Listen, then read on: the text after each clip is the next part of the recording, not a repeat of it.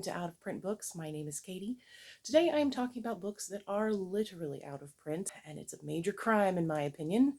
So those of us who are familiar with this out of print author, Christy Brown, probably came to him through the exact same way. The film version of his autobiography, My Left Foot, starring Daniel Day-Lewis in his first Oscar-winning role of a historic 3 wins, I believe, that came out in 1989. I first saw My Left Foot when I was a kid.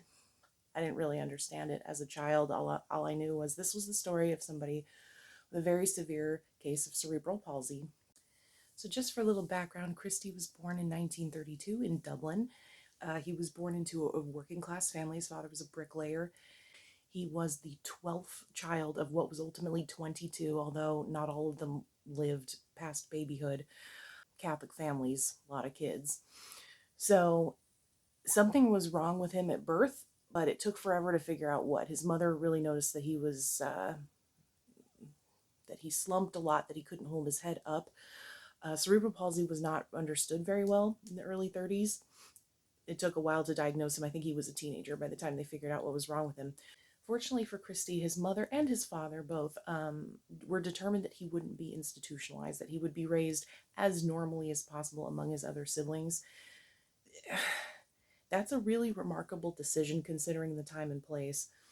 And so the fact that Christy was not subjected to that meant that he could flourish and was loved.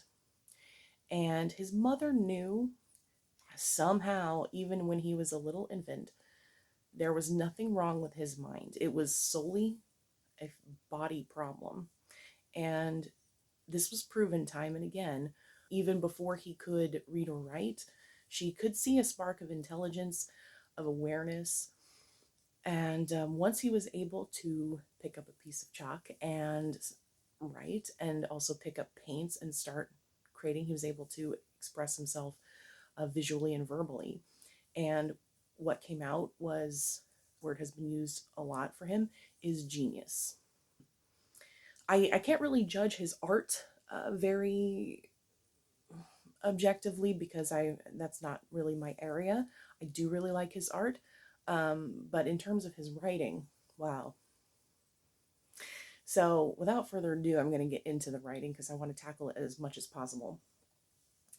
I'm really going to talk about 3 of his first 3 books. He was also a poet. His poetry is very interesting too, and I'll touch on that a little bit too. So his first book, My Left Foot, was his autobiography.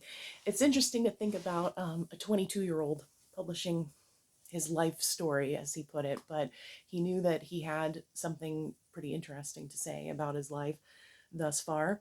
So My Left Foot, you can see a picture of Christy here on the cover, was published in 1954. I also want to acknowledge the fact that he had some pretty remarkable individuals, aside from his parents, in his life who encouraged him, helped him. One of his mentors was a gentleman named Dr. Robert Collis, who helped him shape the manuscript. He read multiple drafts of it. Christy was very, very wordy and loved the novels of Charles Dickens, so his prose kind of resembled that Victorian purpley style. And I mean, Christy was practically a character out of Dickens himself. So, and he would dictate the story to one of his younger brothers and was very frustrated over this. Christy had difficulty speaking. Part of his cerebral palsy affected his vocal apparatus. So he had some speech therapy, which allowed him to be better understood, but it was still somewhat difficult. So dictating was not really great. Finally, Christy realized, yeah, I have to use my left foot to do everything. But going back to Dr. Collis, Robert Collis was a medical doctor. I believe he was a pediatrician. And he worked in the slums around Dublin, where Christy grew up. But he was also very literary. He wrote a play that was hugely influential about those slums. He wrote a highly influential autobiography about his time as a doctor, serving underprivileged children in other nations. His experiences also during World War II. He took part in the liberation of the Belsen concentration camp, and he took an interest in Christy. Robert Collis's sister-in-law was a doctor specializing in cerebral palsy. So there was a relationship there. His sister-in-law was also hugely influential in helping Christy. So Robert Collis gave him some pretty tough advice about you need to write this story simply, get rid of all the flowery prose, tell it straightforward. Christy did not have a formal education. He really didn't know that much about grammar, about structuring a story. So Dr. Collis was immensely important in the narrative of this book. It's a, it's a very short read. It's a little under 200 pages, but it packs a punch. I really love his ability to analyze himself and those around him. I think here's the thing about people who are basically trapped in their bodies, or who have, some chronic illness, who then become an artist of some sort. They're very, very internalized. Most of their life experiences happen in their own imagination. So that can be a really, really good thing. It can also be a bit detrimental. I will be talking about that in a bit as well when we come across Christie's novel, A Shadow on Summer. So I think what is wonderful about My Left Foot is not only the particularities of Christie's struggles, but also the universality of it as well. You don't have to be someone with a chronic problem to understand the immense desire to communicate, the difficulty of doing that, the difficulty of connecting with other people. I think that quality, the specific and the universal, that's really what makes a writer great. This is a little bit of an account here of when he first saw the piece of chalk, and Christy was attracted to the chalk, inexplicably, or so it seems. In a corner, Mona and Patty, those are his two siblings, were sitting huddled together, a few torn school primers before them. They were writing down little sums onto an old chipped slate using a bright piece of yellow chalk. I was close to them, propped up by a few pillows against the wall, watching. It was the chalk that attracted me so much. It was a long, slender stick of vivid yellow. I had never seen anything like it before, and it showed up so well against the black surface of the slate that I was fascinated by it as much as if it had been a stick of gold. Suddenly, I wanted desperately to do what my sister was doing. Then, without thinking or knowing exactly what I was doing, I reached out and took the stick of chalk out of my sister's hand with my left foot. I do not know why I used my left foot to do this. It is a puzzle to many people, as well as to myself, for although I had displayed a curious interest in my toes at an early age, I had never attempted before this to use either of my feet in any way. That day, however, my left foot, apparently on its own volition, reached out and very impolitely took the chalk out of my sister's hand. The movie version of this book did a really great job depicting those scenes, where he writes his first big, not only that scene, but where he writes his first big word on the floor, mother. It's so touching. Oh my God. And the thing about, once he was, a teenager, his physical therapist, when they finally realized, this is what you have, it's called cerebral palsy, they tried to help him be able to use his hands. He couldn't walk. He eventually, got around via a wheelchair. He had to be helped physically with pretty much everything. His left foot was really the only thing he could control. So his physical therapist tried to make him to give up his left foot, because they said, if you're concentrating all your energy on using this foot, you're not going to develop your muscles properly in your hands and whatnot. So he, for a long time, stopped. And that's where the dictation of the book came into. And he's like, I can't do this anymore. So eventually, once Christy didn't really consider himself a writer until he could write a novel, and a novel that was building within him. It took about a decade for him to really, for everything to kind of coalesce and for him to really get it out, because he felt like he wasn't a real writer unless he wrote something of, literary value. He didn't think My Left Foot was literature.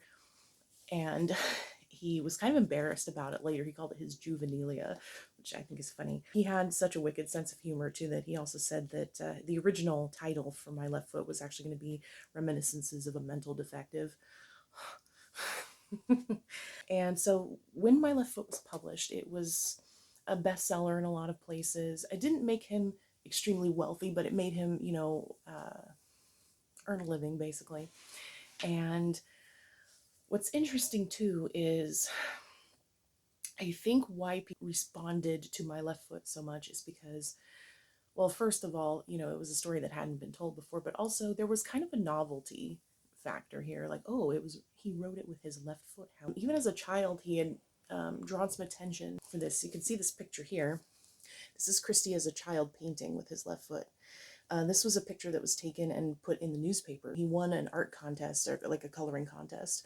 And when the reporter came out to do the story about him winning this coloring contest, they saw that he was using his foot.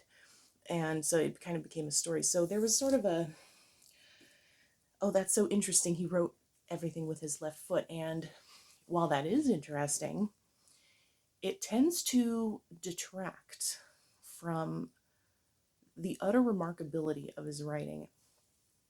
So interestingly, also, so My Left Foot was a bestseller, but when the literary launch party occurred, Robert Collis was close friends with the poet laureate of England, Cecil Day Lewis. And Cecil Day Lewis was present at the launch party, got to meet Christie's mother, Bridget. Apparently she sat on his lap.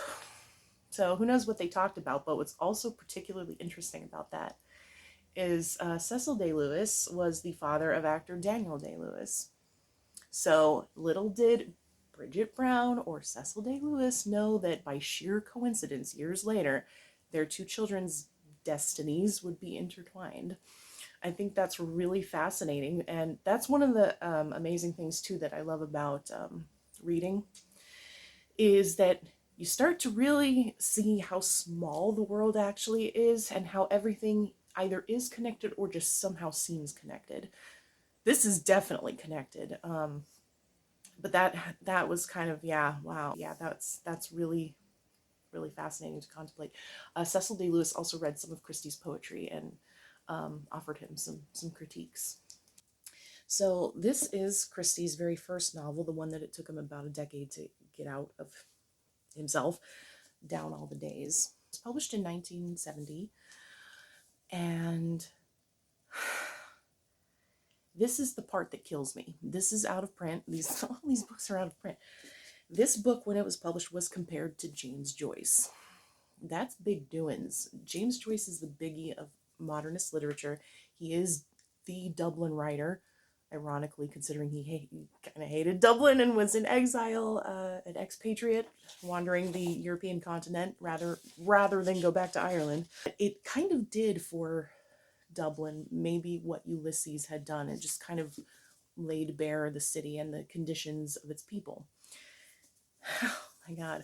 What do I even say about Down All the Days? The fact that I think it's one of the greatest novels written in the 20th century, which I do. I do think the comparison to Ulysses is not hyperbole. He was not imitative of Joyce. It definitely is his own thing. Two very different experiences. Down All the Days is heavily autobiographical. The main character, who is unnamed in the book, is a young boy who is somehow paralyzed or otherwise has a disability. It's never actually named what the issue is, but he does move around in a little cart with his siblings, which Christy did. Oh my God, what is particularly remarkable about Down All the Days is that the perspective jumps into different characters. Christy's ability to discern what's going on inside of other people, his neighbors, his parents, his siblings, even if it's just, him imagining what's occurring in these people. Amazing. Especially with female characters. Rarely do I encounter, this might sound a little bit sexist, but rarely do I encounter a male writer who has such a, it was like bred in the bone sympathy for women. I know there was a criticism of this book a little bit, and Christie's writing in general, that about the way he writes about sex. And that there are some female characters, particularly in Down All the Days, usually very young girls who are very provocative, and it's almost like, oh, this is just like a boy's fantasy come true, basically. And he saw the toll that it took on his mother to have 22 children, to basically be pregnant every year for decades. And he saw the effect of a lot of these women had alcoholic husbands, including his mother. His father was a major drunk. Um, there was an immense pressure, cultural and religious pressure on women to have all these children. Um, and yeah, there's just an immense sympathy there. Not even sympathy, there's an empathy there that is that I have never really seen before. Not from a male writer. And I think because Christy was raised at home, he was around his mother a lot. And there's also, just an identification somehow with his sisters. Christy knew what it was like to be a prisoner in his body, and in a certain sense, the women in his life were pretty much prisoners in their bodies too. So Down All the Days, it is a novel, but it's sort of a series of, I guess you could say they're vignettes. It moves through time. So the young protagonist starts out pretty young. He gets, I think, into adolescence by the end of the book, but it's really just about the small world that he grows up in. But oh my gosh, it's so rich.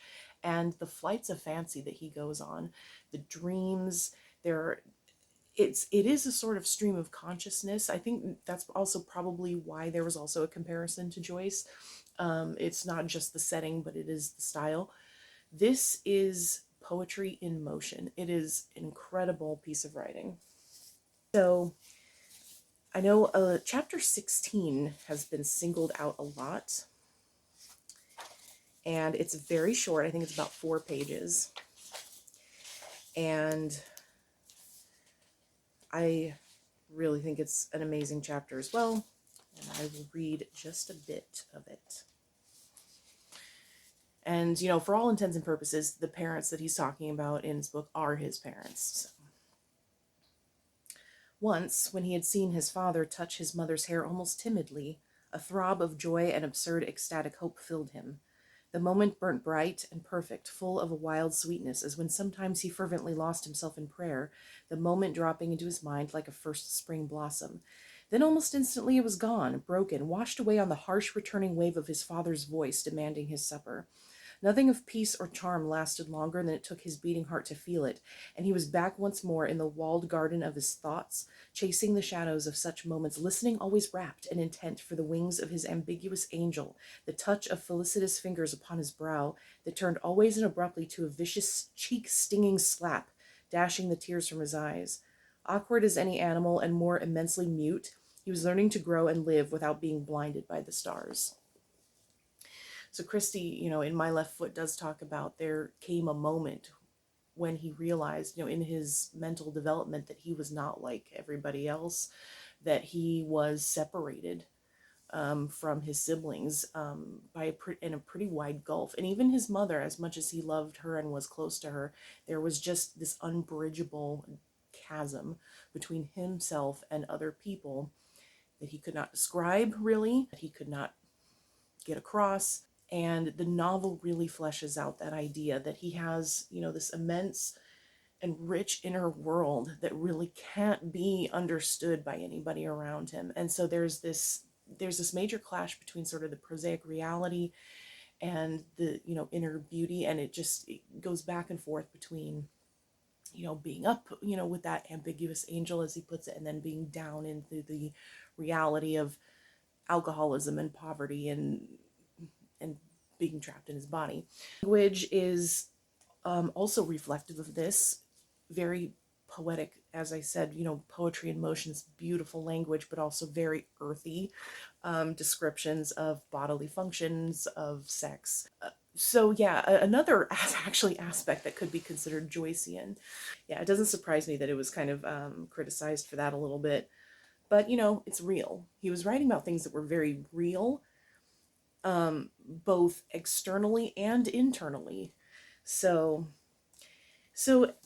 his father throughout this book is depicted as just this screaming, alcoholic, beating his mother, horrible to his kids, throwing out his oldest daughter when she wanted to get married. Some of that made its way into My Left Foot, the movie. None of that is in My Left Foot, the book. He did not elaborate on his father's character in My Left Foot. This is, I think, probably a more accurate portrait. I think Christy Brown had some dislike, to put it mildly, for his father, because of his abusiveness. But there's also, so throughout Down All the Days, it's like, wow, what a horrible father character, just, screaming constantly and just being a real asshole, you know? Until the end of the book, where finally, after, sort of being in the perspective of all these different characters, you finally are in the perspective of the father, just at the very end. And despite the relationship, despite all the drinking and the hardship, Christy gets at his father in such a way that is so, it feels so real, and also takes a perspective, again, I've never seen this before anywhere. So all along in this book, okay, the father's disliked, the mother is, and the other women of Christy's life are, empathized with because of the toll that men take on them, either through their drinking, their abuse, or, the fact that they can't stay off of them and, keep making them pregnant. But here you see the toll the man takes on himself, and also the circumstances of his life, his poverty, the things that drive him to drink, but also, I'm going to try to skirt carefully around this because this is not a topic we like to talk about, but the male sexual drive, and how much of a burden that is for a lot of men. Something we don't really like to talk about. We tend to talk about, the women who are at the receiving end of a lot of it. We don't really talk about the men and how difficult it is for them sometimes.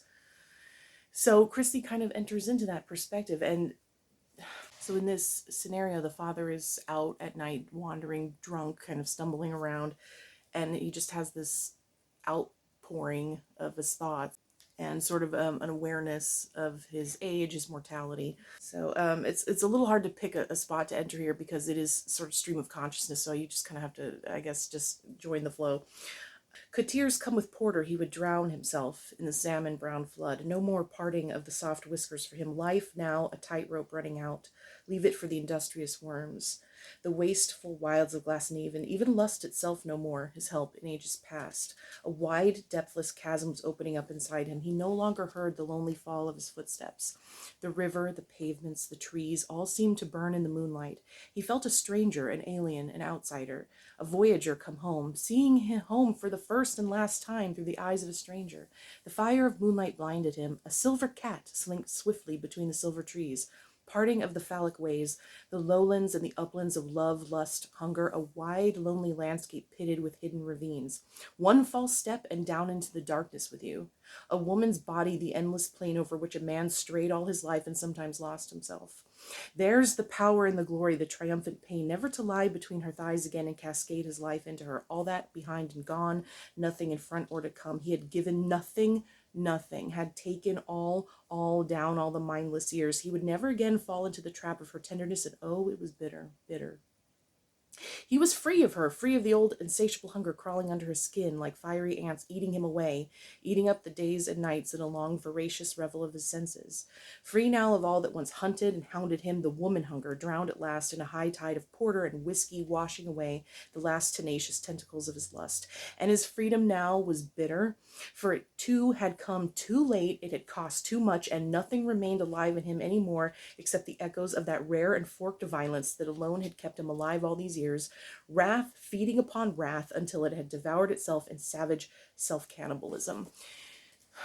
Wow. Also, he talks about, all these kids not only taking a toll on the mother, but on the father too, because with every single kid, he descends deeper into poverty. His body is crushed more and more by the physical labor he has to do to earn a living. So there is a toll on him as well. And again, I've never really seen that perspective of a father before, and what that takes out of a person. And also, I think having so many kids and having lost so many, do you dare even love any of them? So it's not really asking you to excuse, the father. It's just asking you to basically understand them. We can understand things that we find unpleasant, and we can even still find, some way to enter into humanity. Also, something I think that great writers have in common is the ability to take something that is difficult, or something maybe that we don't even want to look at, sort of flip it around and show you, this is still a person, or this is still a reality, or this is still an experience that people have. You don't have to agree with it, you don't have to like it, but please just read about it. And read about it in a way that you feel like, I can understand that person under these circumstances. If Christy is read at all, please let it be Down the Days. It's such a good book. So interestingly, just sort of a passing note on Down All the Days. That was the material that should have been the film. I shouldn't say should have, was intended to be the film. Jim Sheridan and his brother Peter Sheridan, who were involved in theater in Dublin and other places, they mounted Down All the Days as a play. So the play was being mounted in Dublin, 1981, but then it closed, unfortunately, really quickly because the hunger striker, Bobby Sands, died. If you've seen the movie Hunger with Michael Fassbender, that is that story. He was an IRA prisoner who went on a hunger strike, died, and riots ensued.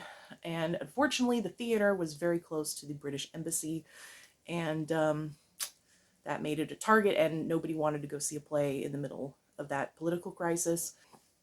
The play folded, unfortunately. But Peter Sheridan really wanted to make a film version of Down All the Days, he and his brother Jim Sheridan, and they tried to get the rights. The rights had been sold to somebody who decided he was just going to sit on it, didn't want to make a film out of it, so Sheridan Brothers had to go back to the drawing board on that, and that's how My Left Foot actually came to be a film. It was a second choice, but a consequential second choice. It worked. The writing and the publication of Down All the Days also has a little bit of an interesting story behind it too. So after he wrote My Left Foot, because, one thing always leads to another, he had some correspondences with people who had read the book and, sort of fan mail type things. And he received a letter from a woman in the US named Beth Moore. And they entered into a correspondence and actually had sort of a long distance romance, which was kind of complicated by the fact that she was a married woman. But he did eventually, Christy, go to Connecticut to visit her and her husband, and the two did have an affair, which the husband, I don't think he knew about it at first. He became wise eventually. But the three of them were still, like, friendly. I don't know.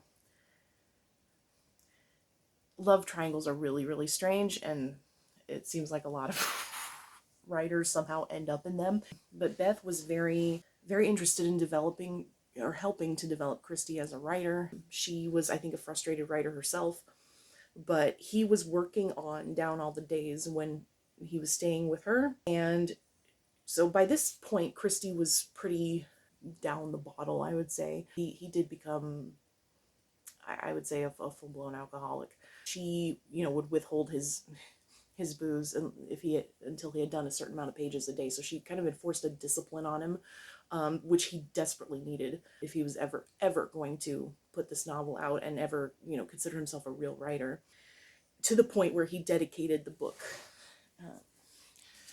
to Beth. It says, "For Beth, who with such gentle ferocity finally whipped me into finishing this book." So she, as messy as and weird, I think I could say that relationship was, it actually was really helpful for him, and I'm grateful for the sheer fact that I love this book so much. So thank you, Beth Moore. Whatever happened to you, thank you. So, and I also need to mention this because it plays a part in the third book that I'll be talking about, A Shadow on Summer. This is the story of him writing Down All the Days. because he was such heavily, autobiographical in all of his writing. There is a fictionalized version of himself named Riley McComb, a writer coming from Ireland to stay with these friends in Connecticut. And it's much more of I would say, a traditional novel than Down All the Days is. It has more of a straightforward sort of narrative. It still has the lofty, internalized, poetic fancy, brushing up against sort of this, American suburbia and the New York literary establishment. Of course, Down All the Days is my standard, so this is not as good. I still liked it. I had to get kind of past the first 50 or so pages when first reading it to really sort of enter in. There is a character who is 100% based on Beth and her husband. They are here. Probably didn't appreciate this portrayal. He also meets another woman, a free-spirited type photographer who lives in Greenwich Village. So you have kind of opposite poles. You have the suburban housewife that he really loves, but then you have sort of this free spirit bohemian girl who also has her certain attractions for Riley, but he's also kind of being battered on both sides of this, I think, sort of feminine desire to really, support a man in his artistic endeavors. It's kind of a stereotype, but it's also kind of true that a lot of women really want to be the one to, push their man up the mountain of greatness and be the muse and all that. And yeah, it's what I find the most interesting about this book is not so much the love triangle-y things and the sort of the traditional novelistic bits, but what he says about writing, specifically because this is about writing down all the days. What's really funny, and it's also extremely self-referential, it's a little metafictional as well. I mean, even to the point where Lori, the character based on Beth, says when she's reading what will become Down All the Days, like, oh my God, you're just imitating Joyce and you're so wordy and you have to stop being so freaking wordy. And it's very funny because, this is something she probably said to him, and he is wordy. And sometimes it works and sometimes it doesn't. This is the passage, actually. Then she spoke, the last page fluttering from her hand. Words, she said wearily, passing a hand over her eyes. Words. Oh, Riley, dear Riley, when are you going to get away from words? And it was a question, a real agonized question. His heart lurched down, down. He opened, closed, and finally opened his eyes, praying for release, knowing there was none, and confronted her with the brave desperation of a man facing a firing squad, absurdly conscious of birds singing. Is that all you see? He asked, and he was surprised at the quietness of his voice. No, no, she said, her face showing annoyance. Of course that's not all I see. Give me credit, for God's sake. I see many things. You are beginning, Riley. You are beginning to write, to be truly a writer, but please, please watch out. Stop this crazy love affair with words. She hoisted one knee, hands clasped around it, leaning back, staring desperately up at the ceiling. It will destroy you otherwise. But it's the only way, he started, that you can write, she finished for him tiredly. Yes, yes, so you can keep saying. So you keep saying, I can't buy that. I really can't. You can go on writing that way. It's so easy. Bang, bang, bang. Words for the pure and simple sake of words. Woolf did it quite well, and so did Dylan Thomas. But you have not the equipment or the capacity of either. Really, you haven't. Oh God, he screamed inside himself. The birds were still singing. There was still mercy abroad in the world. The book is sort of an agonized thing about what it's like to be a writer, to have to write, and also to really freaking hate it. And as somebody who just finished writing their first book that took me the better part of a decade, I completely understand this perspective.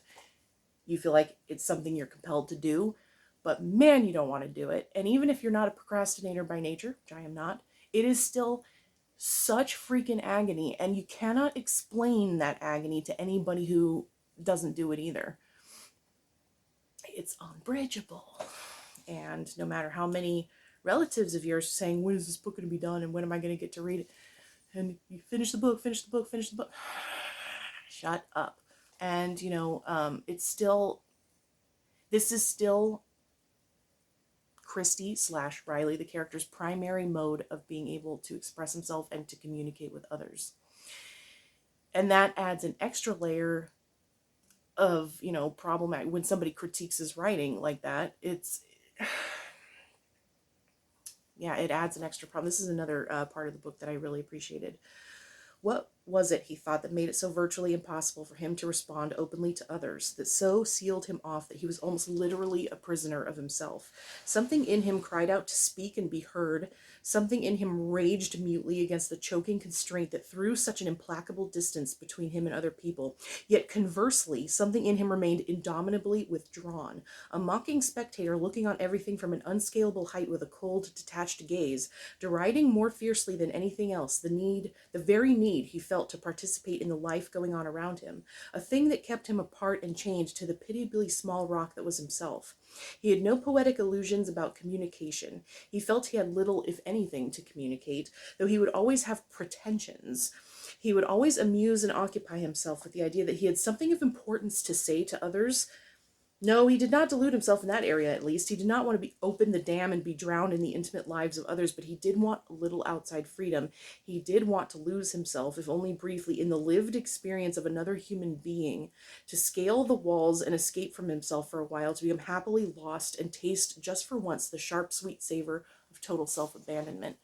He mentions a wall here, exactly as he did in Down All the Days, when he's able to scale that wall and get on the other side and basically take on somebody else, the persona of somebody else that he's writing about. That's when he is at his freest. That's very interesting. And maybe that it's not just a self-expression thing, that it's not just this attempt to communicate. Maybe it is actually an attempt to escape himself. What's also one of the other things I liked about A Shadow on Summer, sort of in the middle of the book, his bohemian friend Abby takes him to see a production of Hamlet. And Hamlet is an interesting intertext, as the academics call it, within this book. Hamlet does so much thinking about thinking, and that's something that Riley, the character, observes as well. It's something he relates to because he's so locked inside of himself that everything is then filtered through this, and he can't really step outside of that unless he's writing and embodying these other characters.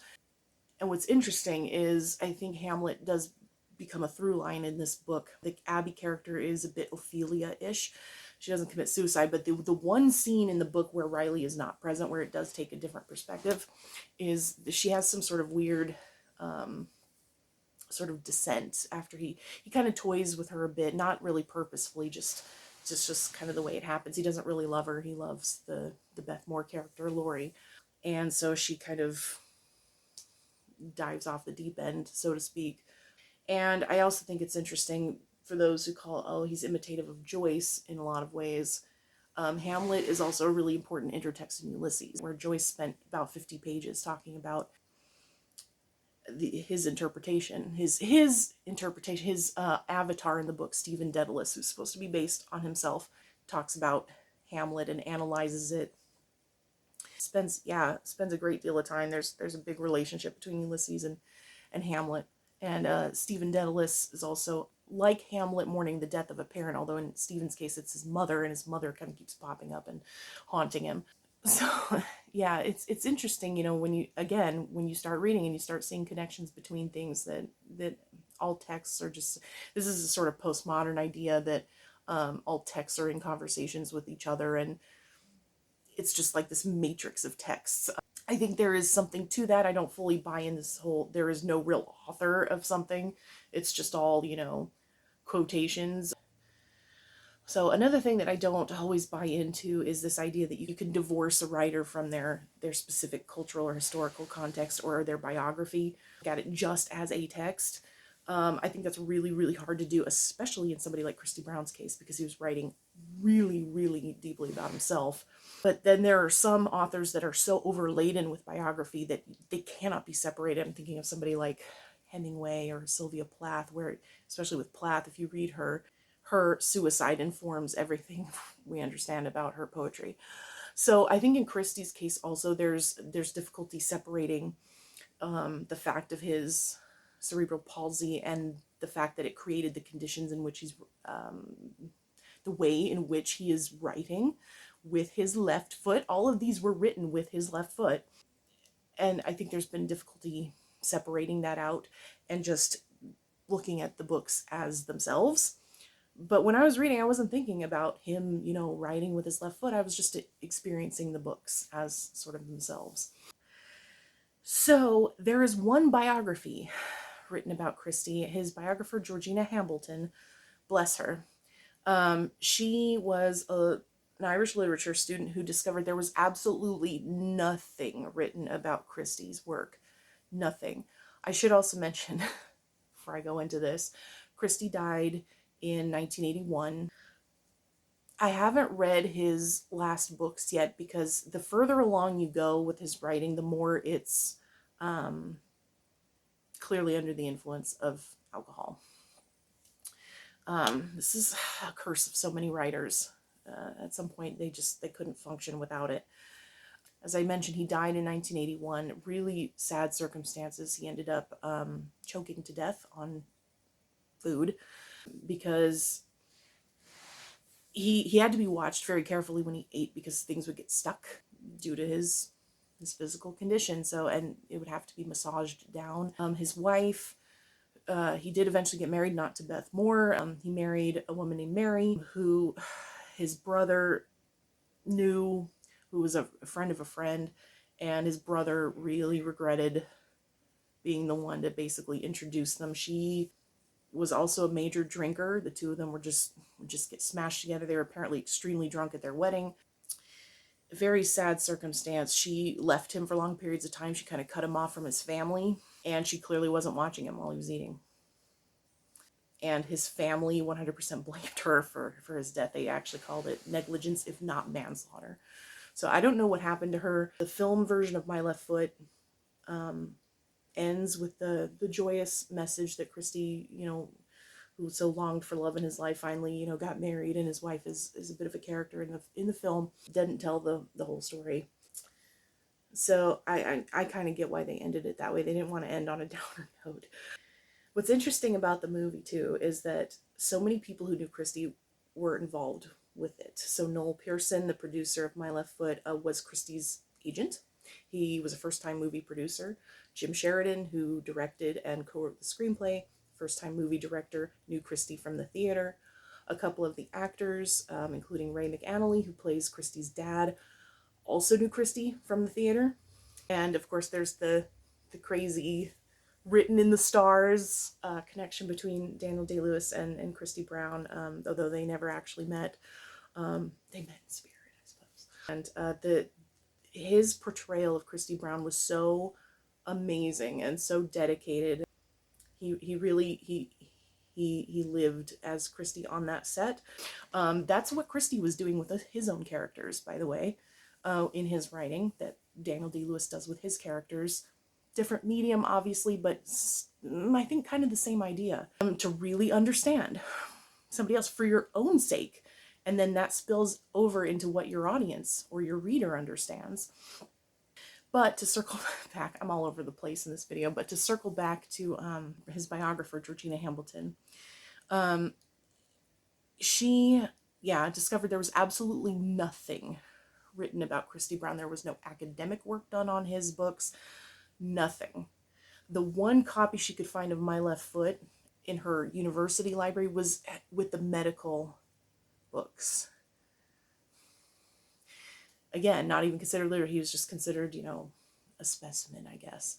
So she finally wrote the biography. She interviewed his surviving siblings. She had access to a lot of his letters, things he wrote that were not published. She also was instrumental in getting a plaque put on his home. But she also made a really interesting point about the movie. That is what introduced many people, including me, to Christy. So I'll forever be thankful to it. It's an amazing movie. I love it. I've seen it many times. A certain member of my family, when I'm watching it, will go, "You're watching this again?" Yeah, like I said, Daniel Day-Lewis is amazing. But the movie had also sort of a double-edged effect.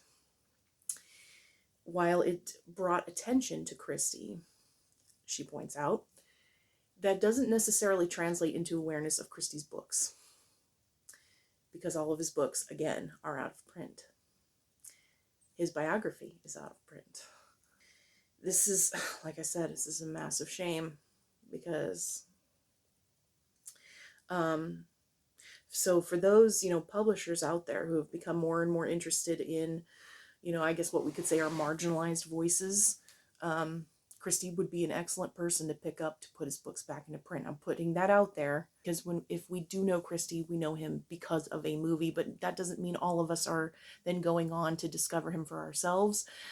Please let that be a jumping off point and not the be all end all of what we know of Christy. All respect to the movie, love it dearly. So I do just want to end a little bit by showing, first of all, the biography, which I highly recommend, Christy Brown, The Life That Inspired My Left Foot by Georgina Louise Hambleton. You can find it. It's a really, really good read. And she has a really good perspective on his writing. There's also some wonderful photos, images of his artwork. Really, I am so, so grateful that this was written. I would like to actually read a bit from here. She included a bit of a poem that Christy wrote for his mother. I should add that, so Christy had 4 collections of poetry, 4, I believe, yes, that were published during his life. I have only read the final one of Snails and Skylarks. It's the only one I've been able to find thus far. And again, there's that theme of, being down on the ground, maybe in sort of a prosaic reality, and then being up, free in the heights, so of Snails and Skylarks. It's a sort of a through line theme of Christie's. And I think it's appropriate just to end with this poem because it's sort of a full circle moment. The very first thing that Christy wrote of any real meaning, of course, was the word mother. And this is the poem that he wrote when his mother died, that was read at her funeral. So this is just part of it. It's called For My Mother. With gay uplifted finger you beckoned, and faltering I followed you down paths I would not otherwise have known or dared, limping after you up that secret mountain where you sang without need of voice or words. I touched briefly the torch you held out, and bled pricked by a thorn from the black deep rose of your courage. From the gutter of my defeated dreams, you pulled me to heights almost your own. So on that note, thank you very much for watching.